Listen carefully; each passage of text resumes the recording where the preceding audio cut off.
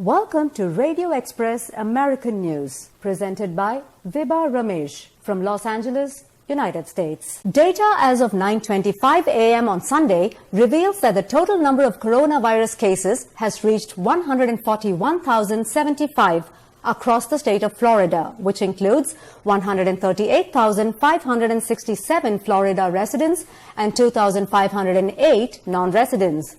This means that the already alarming number of new cases of COVID-19 has increased by 8,530 in one day.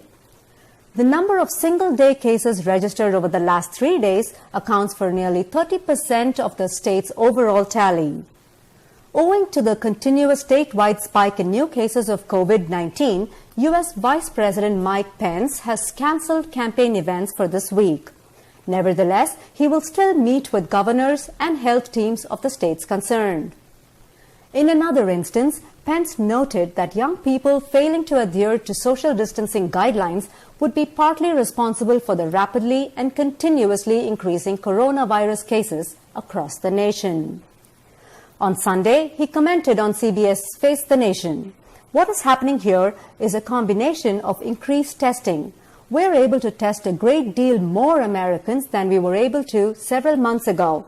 But it also may be indication that as we are opening our economy up, that younger Americans have been congregating in ways that may have disregarded the guidance that we gave on the federal level for all the phases of reopening. Nearly 4 hours after the controversial tweet on a video that showed one of Trump's supporters yell "White Power" was posted, it was removed either by the U.S. president or someone with access to his Twitter account. To this extent, the White House Deputy Press Secretary Judd Deere mentioned that Trump did not hear that such a shout-out was made at all. He also stated that President is a big fan of the villages. However, civil rights attorney and academic Sherlyn Ifill said on CBS's Face the Nation, "This is really not about the president taking it down. This is really about his judgment in putting it up in the first place." U.S. President Trump is reluctant to be wearing a mask in public, thereby defying health guidelines and advice from health experts.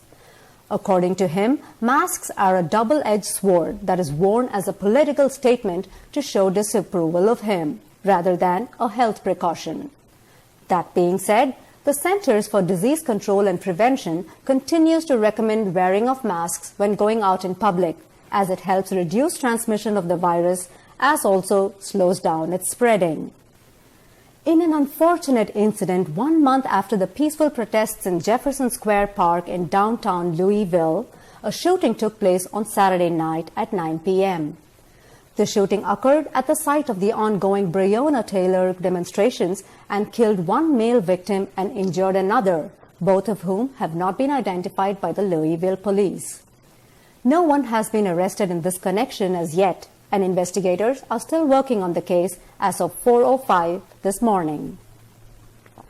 Louisville Mayor Greg Fisher said, "I'm deeply saddened by this violence that erupted in Jefferson Square Park tonight, where those who have been voicing their concerns have been gathered. It is a tragedy that this area of peaceful protest is now a crime scene. My thanks to the first responders who assisted at the scene."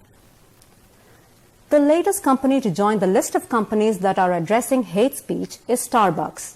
They plan to pause advertising on all social media platforms.